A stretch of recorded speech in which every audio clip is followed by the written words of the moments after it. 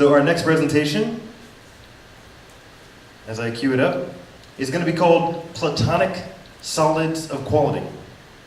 John Mitchell, as you see in front of us, will deliver a content-rich talk about Crispin's testing quadrants, the testing pyramid, and multiple Agile feedback cycles. Let's give a round of applause.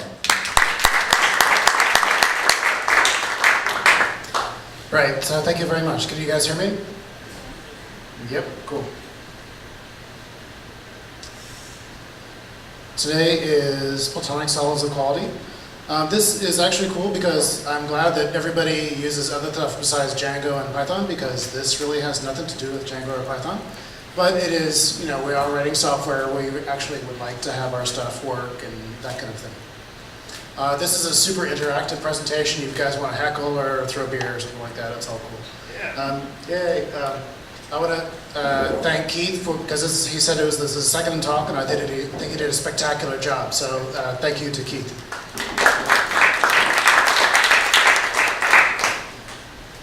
I'd also like to thank the data science peoples. Colin, are you still around? Oh, I guess he's vanished.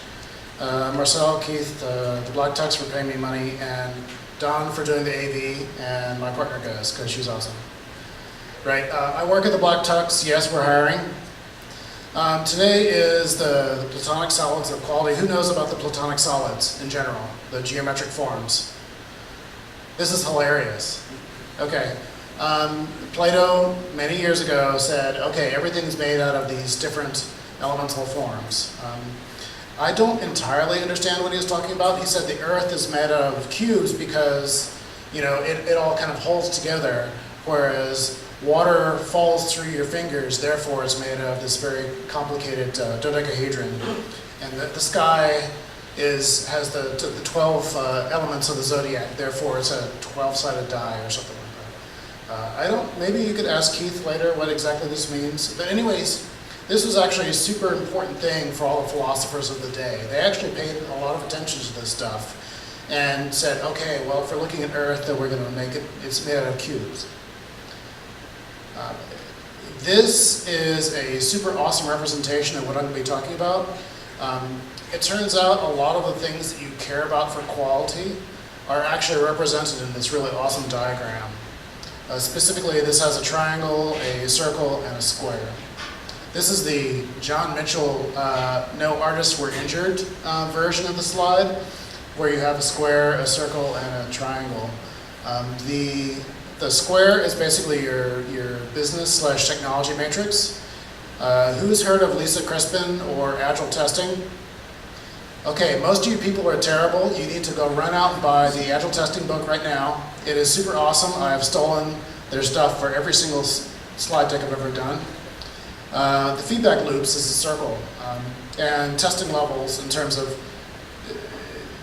different levels of testing we'll talk about in a few minutes. These are super duper simple. None of this is magic, and most of this I did not make up.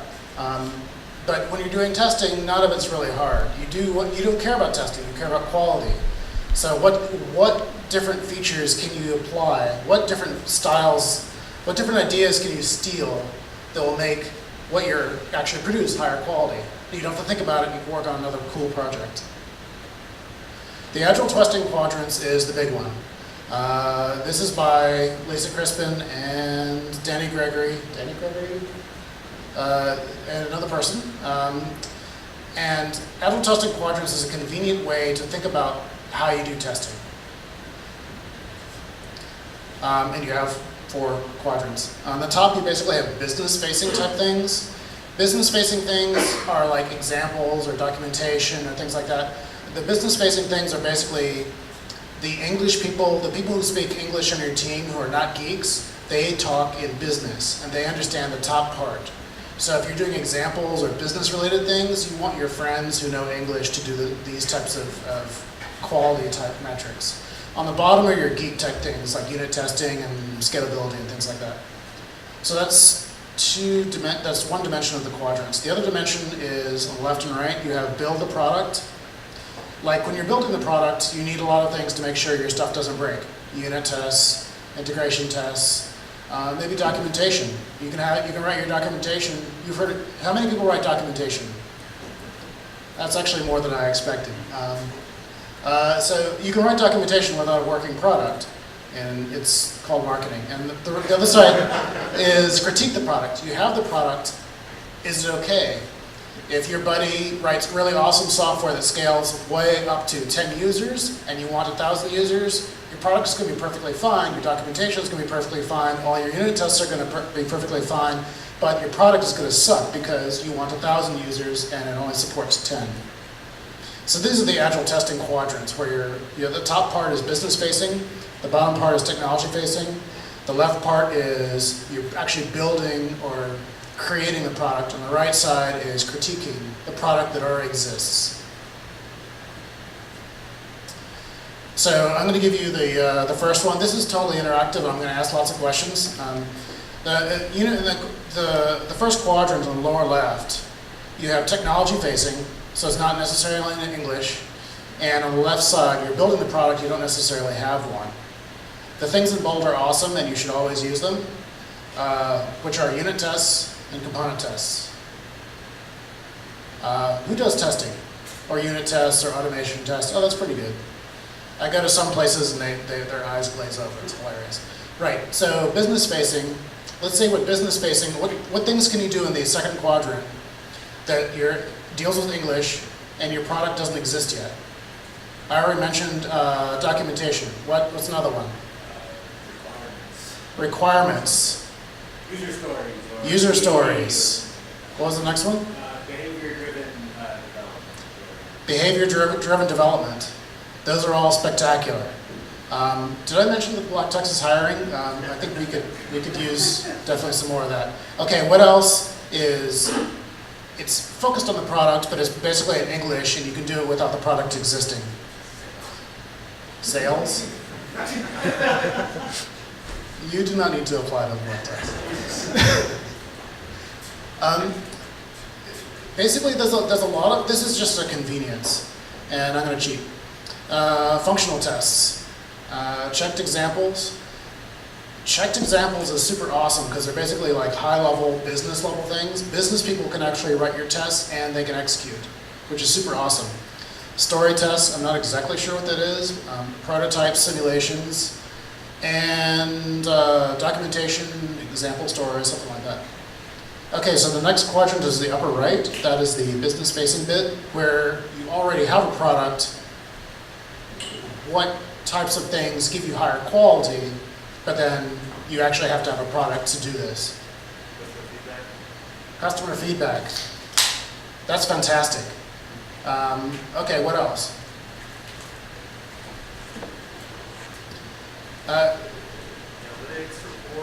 Analytics reports. Pretty but expensive dashboards. Those are all excellent, actually, and they're even more excellent because they are not on here. I was thinking more exploratory testing. We do a shitload of QA, and it's ultra incredibly important. And I think that the number one thing that your QA people could do, once your product exists, is do exploratory testing. I mean, all the programmers can do the automation, and nobody really cares, but you have to find the bugs in the beginning, and exploratory testing is how you do that.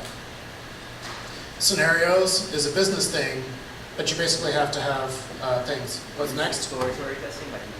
What is exploratory testing?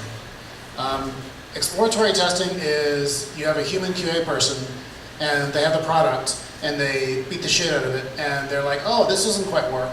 You know, like the things are shifted off slightly, or you can't click this button because the chat little blob is on there in front. This actually happens. That's what I mean by, is there another term for exploratory testing? Ad hoc testing. Ad hoc testing, yes. What else? Smoke testing? No. Any other ones? Scenarios, usability testing. This is also a good one.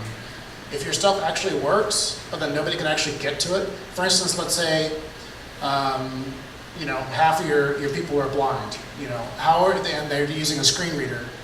Even if your stuff works totally fine, but then a blind person cannot see it because their browser isn't able to read the descriptions of the images, that means you're cutting out your market. User acceptance testing is also an awesome one, and alpha and beta. Okay, so the last bit of the Agile testing is you already have a product and you want to do technology-facing things. What can be in that quadrant? Performance testing. Performance testing. What else? Regression. Regression testing. Yeah, I think that's excellent. What else? Code coverage. Code coverage. I think that would go on the lower left, the first quadrant, because it's technology facing, you don't have the product working. But that's actually excellent. Code coverage, yes. Integration testing. Integration testing. I would think that would also go to the lower left because you don't necessarily have to, actually maybe like API testing. I think these are all just slightly ambiguous, like integration testing I think could go in either one of the lower ones. The purpose of this exercise is basically to remind us that we have an infinite amount of these really easy things to do to make our product of better quality. If you have technology people, then they do the things on the bottom. If you have more English people, you do the things on the top. Okay, let's figure out what's in the next one for your product exists and is technology facing. Security testing, lots of the ILD testings, and PSR means performance, scalability, and reliability. Those are all super important, and they generally aren't automated. You generally use like tools, but you don't really automate these things necessarily. So this is basically the Lisa Crispin Agile testing quadrant. There's also another dude who came up with the original skeleton called Brian Myrick, and he has some really excellent ideas about how you can get insight about your product. This is the version that you'll see in books. One thing I didn't mention is the lower left stuff. The technology product doesn't exist is usually automated. The functional test, etc., is automated and manual. The exploratory testing is always manual. And then your tools is like your performance stuff. These slides and a blog post are online. I'll post the URL in a minute. So that's it for the square, and we love Snowman. So that's it for the business technology matrix. That's actually the bulk of the hairy stuff. The matrix is really spectacular. You guys should all run, don't walk to get the Agile testing book. For feedback loops, we have circles. This is a pretty one, where you see in the center you have the things that you do all the time. Test-driven design, you're doing integration testing, you're doing refactoring, you're doing collaboration. You're going to do this like multiple times a day. Then daily you're going to do your stand-up. Who does Agile style development? Okay, that's good.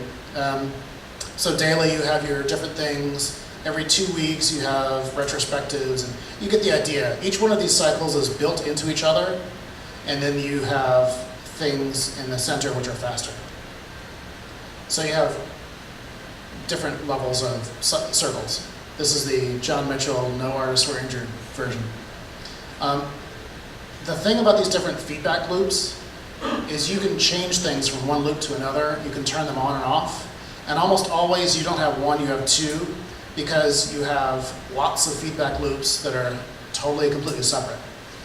The things on the left are basically automated feedback loops. Your editor will highlight and complain if your Python is indented wrong. It knows a little bit if you use Pylint, and you all should. Then your editor will complain if you import a module that doesn't get used, or if you actually try to use a variable that has never been defined. So you do have different loops. And you can change these are not free. You do not necessarily want to run Pylint every time you do a change. But maybe you do. I do because it's awesome. However, like the Black Tux, the dev team decided there are too many false positives. Pylint is notoriously bitchy, and so they decided to turn it off from the pre-commit kind of check-in thing and put it in the continuous integration system. That way they still have the safety of Pylint, but they don't have to look at it and tweak it all the time. On the right side you have manual processes. The stand-ups every day. Even faster than that, you have a code review that could just take minutes or hours. And on the larger scale, you have sprints that last every 2 weeks or Maybe you want to do a bug sprint every quarter or something like that.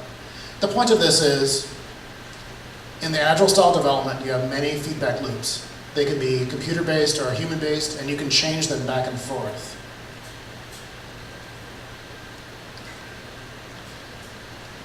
One thing that isn't totally obvious is on the left you have the automated feedback loops, on the right you have the manual ones. The automated ones tend to be on the lower left-hand corner, unit tests and component tests. And the manual ones tend to be in the upper right corner. You have user acceptance and so forth. These are things that require humans and that you want to get feedback on. Hey, I did a change, did I break anything? So you use a manual process and use the upper right. But it's all a feedback loop. We love the snowman. Questions? And you guys are relaxed. Right, so for the, I have a question. yes. So, out of the things that, so what would you say in your experience is something that people most often miss out of those steps, especially the circular feedback loop, that they should not be missing? So the question is, in practice, what are things that people might miss, in practice miss from the different feedback loops? Yeah, that you personally That I personally have seen. One is, if you use VI, then you tend not to have, it doesn't highlight you on like your syntax errors and things like that. And I guess that's not terrible. Emacs will do, Get plugins for it. you can get plugins for it, it's okay. So VI is cool. I use Sublime with the Pylon plugin because the Pylon plugin, although it's kind of awkward and it bitches a lot, it will, like if you run the code in production and you hit a variable that's never been seen before, your stuff is immediately going to crash and somebody's going to get really, really mad at you. So if you could never ever do that because you're running your Pylon plugin like constantly, then I will be much happier and I will not come over and stand at your desk and do this death grip kind of thing. That's the number one thing, actually. I think that, I mean, who uses continuous integration? Okay, a number. Okay, all the rest of you, please go into continuous integration. It gives you a lot of, you can do a bunch of bullshit and then put it in the computer so you never have to think about it again. Continuous integration has a lot of advantages. What do other people miss? Some places aren't big enough to have QA staff. That's kind of a bummer, but that's kind of outside the scope of this, so we're going to skip that one. Well, it's a question for the audience. What do people do what do people miss that they should be doing? And you guys are super relaxed. All right, what's up? In the upper right quadrant, a lot of the manual stuff, those remind me of words I read in not only books about lean, but not coincidentally because they have a lot of similarities, books about UX. Because UX is kind of, I believe, the most scientific approach to design because they don't care about the genius of the designer, how amazing you think you are, or how amazing the designer thinks they are. They only care about user feedback and if things work in the real world. So there's a lot of user testing, there's a lot of manual, which is why I kind of don't like it. There's a lot of manual, kind of human-facing validation of everything, and properly used, it dramatically decreases the chance that you're going to wander down a weird side road and build a product that no one likes and no one uses, and it doesn't solve the problem. So if I can translate that into something, Marcel is a huge fan of UX. Specifically, if you have a human person who looks at every single change, that means that when you actually get a product, people will actually use it because it's fun to use. Is that a fair assessment? Yeah. Fair assessment. Okay. Cool. We love snowman. Another question. Something that people don't do enough of is dog fooding. What is that? Dog fooding. Dog fooding. Yeah. People sometimes they build products without even using it, so that's where it's the wrong way. If you use products, if something is wrong, you know it's So the point is, if the question is, what do people not really do that would improve the quality of your product? And one potential answer is dog fooding.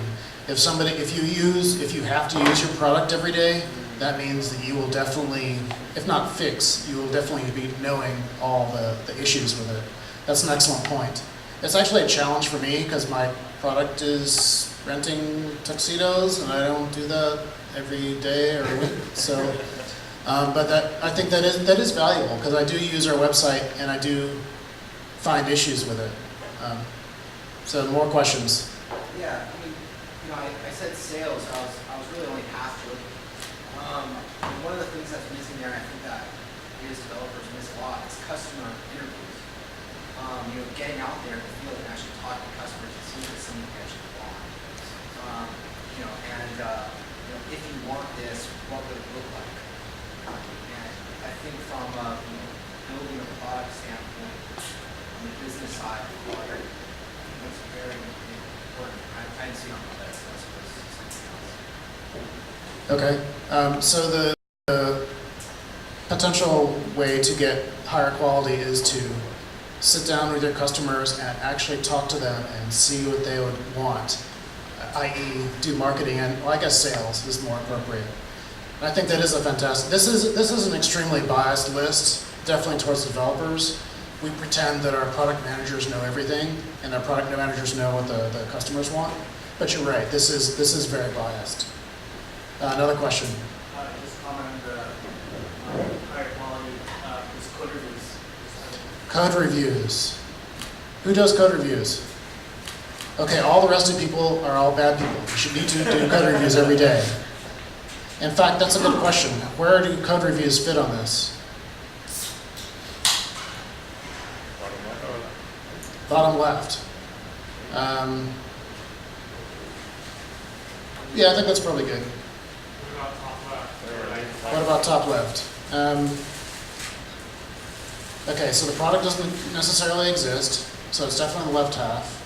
Is it more English or is it more tech? I think for a code reviews can have multiple purposes. If you don't know what you're doing, you're like, hey, I'm doing this thing, does this make any sense whatsoever? I think it would be in the upper left. But if you're doing a code review for, hey, I'm doing this thing, I know exactly what it is, I want to put it in production right now, could you double check it? I think that's the lower left. So you could use the same technique for two completely different purposes. Just to piggyback, I think UX is kind of, a good UX practice does exactly what you're getting at. There's somebody technical looking at human firsthand with that user responses. And I was just going to add, I think it's easy for developers to get caught in the lower left. And as much as we would like business to be a little smarter about tech, I think most developers, if they took a little bit of a look at more the business side, would find their lives easier because they'd understand more what the context is as opposed to having 100% unit test coverage for a non-functioning product. It's happening, right? Okay, you've hit on one of my centerpieces. Let's see if I can say what you said as opposed to my voices. You said it is a, developers, especially me, tend to get stuck in the lower left. They're like, oh, this is really awesome, let's run this a million times and automate it, etc. Versus, on the business level, how do you actually create a product that actually somebody actually cares about? And it would be nice if the developers actually had a recognition that this is actually a good way to do negative productivity. If you write unit tests for features that don't actually get executed in your running website, you are doing negative productivity and you're carrying along the source code and the tests for forever. And I've never done this, of course. But that is an excellent way to do negative productivity. One more question? Yes? No? All right, so this Agile testing stuff is super useful. Feedback loops, testing levels. This is the prettiest picture I found of testing levels. UI tests, service tests, and unit tests. Who does who does web stuff versus like data science? Who does web stuff? Okay, a good number. How many people do like data science stuff? What do the rest of you people do? Come on. Entertainment. Entertainment. All right. I'm going to pretend all you guys are web people, because I'm a web people. In the web world, which is not everything, you have basically three-ish types of tests. The user interface tests, which are a huge pain in the ass, because you have to use a real browser with JavaScript and some stuff like that. But if 100% of your user base is using a browser, you have to test your browser. Service level is sort of more technical, so it's more fun, but you're dealing with like databases and your payment system and so forth, so you have to test it at an intermediate level.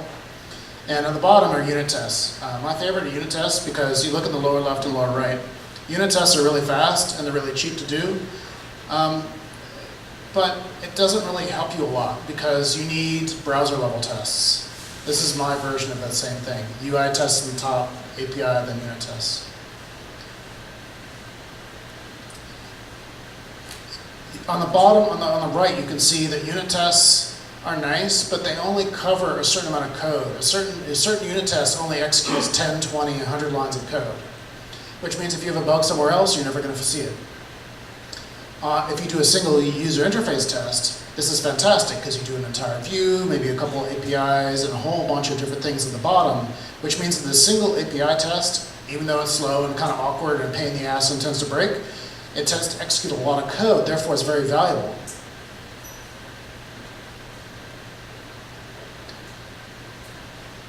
So basically each test, like the top level test covers a lot of code and the lower level test only covers a small amount of code. But that doesn't really show you the entire bit of information. On the right, since you're just executing 50 or 100 lines of code, you can actually mock all the database stuff. You can check every single field within the request. You can check everything within the response. You get a lot of high quality information out of your small test, even though it executes only just like 50 lines of code. On the left side, you have a user interface test with JavaScript and a bunch of API calls and so forth. But if you're like dorking around with the browser, how are you going to mock your database calls? How are you going to mock your API calls? How are you going to do all this stuff? And more importantly, even if you did mock all this stuff, how are you going to check every single data value from every single function and every single API? So on the left side, the answer is you don't. And so the left side is you get a test, it executes a bunch of your code, but it doesn't actually check every single value. So it's basically like a click-through test. And this is the reality of web testing, is you have really good unit tests, which are really awesome, and you have really cranky click-through tests, which don't give you that much data. So what I suggest is doing it this way.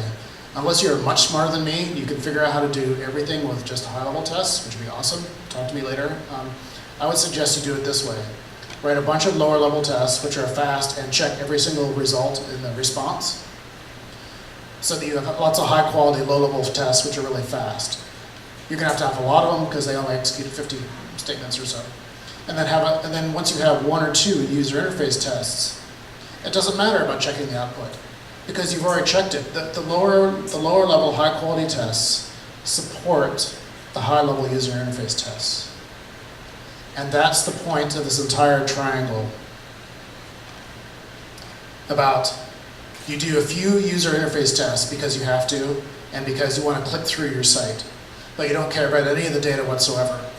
On the bottom level, you care only about individual functions, which are only about 50 lines or so, and you care about all the inputs, you care about all the outputs. And once you have that, then the lower level ones will support the higher level ones. That way you get the highest level of quality. We love Snowman. That's it for Platonic levels of quality. Basically, the square reminds us of the horizontal and the vertical. It also reminds us of user-focused tests versus business level tests versus technology versus automation versus manual. The feedback loops, you can have mechanical feedback loops that happen instantly within your browser, or you can have like quarterly reviews or something like that. You can have manual ones, you can have computer ones. And the triangle reminds us about testing levels. If you have a whole bunch of lower level, high quality tests, then you can get away with just having a couple higher level tests. This is what the ancients used. They thought that the world was made out of cubes, and the air was made out of octahedrons, which makes no sense to me. But anyways, these are reminders of how the world works. And I hope that the Platonic solids of quality will help you guys out in your own quality stuff.